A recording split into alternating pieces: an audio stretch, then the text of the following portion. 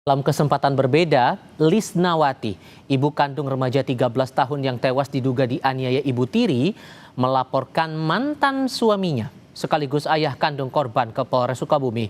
Dasar pelaporan karena adanya unsur pembiaran, kelalaian, dan penelantaran terhadap korban.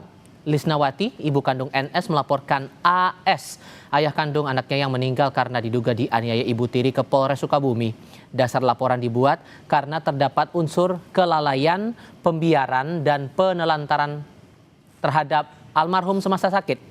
Ibu kandung korban mengaku sudah 4 tahun tidak bertemu korban karena dihalau mantan suaminya.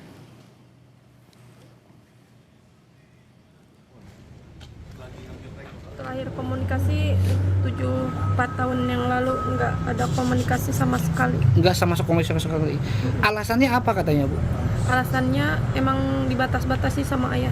Sering dipukul, sering dijambak gitu.